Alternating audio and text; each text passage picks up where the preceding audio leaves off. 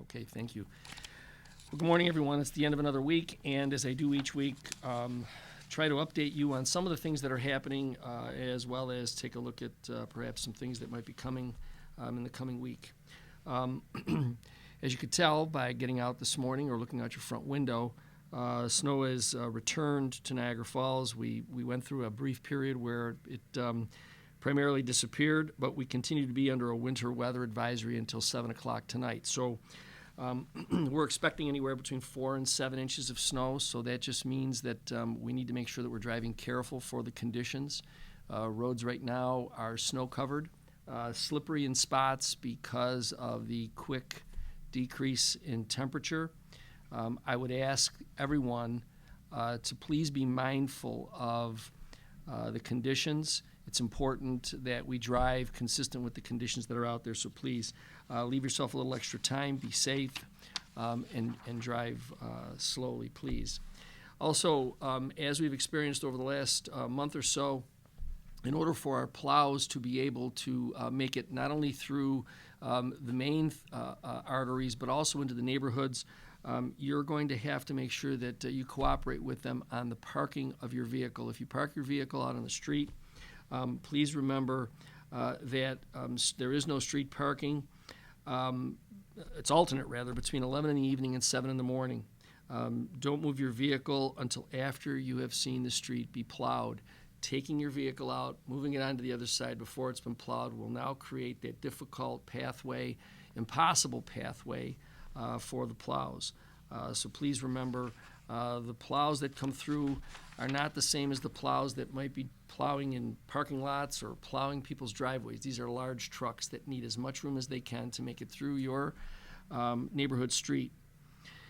And while we're talking about plowing, you may have seen earlier this week that our Niagara Falls Police Department arrested an individual who was taking advantage of elderly residents by scamming them with regard to a offer to do snow plowing. He would represent himself as wanting to clear snow for these seniors, and then by some way he would make his way into their homes, either asking for some relief or something else, and ultimately stealing items from them. So I'm going to ask, as I asked everyone earlier this week when we first reported on this, please be very mindful of people who come across with these kinds of offers. If you have senior citizens in your neighborhood, if you live next to somebody who's a senior, please make sure that you're keeping an eye out for this.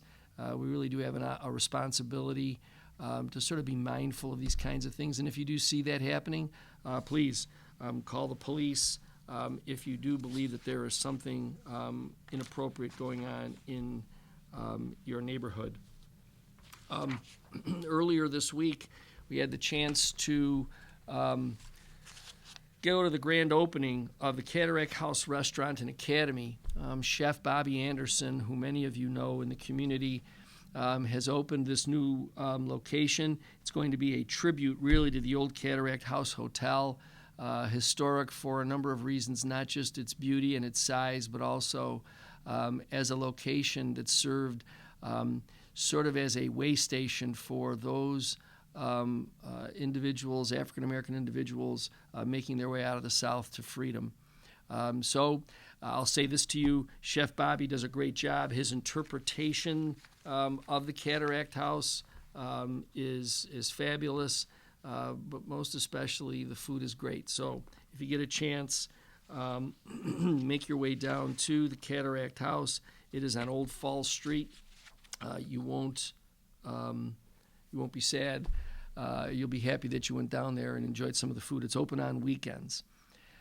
As I do each week, I will be asking you again to be mindful of the public health requirements. I know that we are starting to hear that numbers are reducing, although Erie County just reflected an uptick in positive cases. So we have to start remembering that the only way for us to get to the end of this is for all of us to be responsible. Today I'll be taking part in a press conference asking for the federal governments of both the U.S. and Canada, and especially our Canadian neighbors, to loosen up the requirements at the bridge. In the United States, currently, if you're fully vaccinated, you're free to enter into our country. But going into Canada, either for Americans traveling into Canada or for Canadians returning, there's a variety of tests now, and at the end of the month, there'll be options that you can take.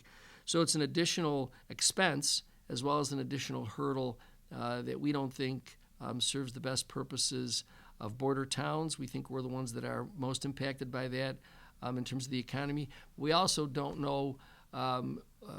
We're all interested in making sure that travel is safe for our residents. But if the science is telling us that the vaccines are effective, then we should be incentivizing that.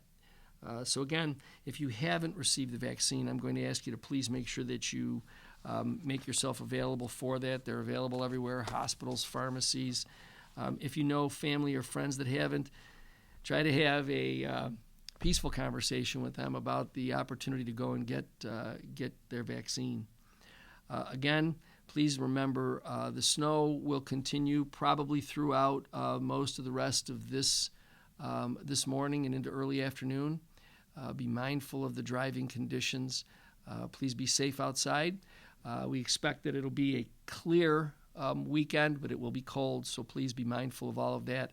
And as I do each weekend, I ask you to be safe and healthy, and I look forward to talking to you again next week.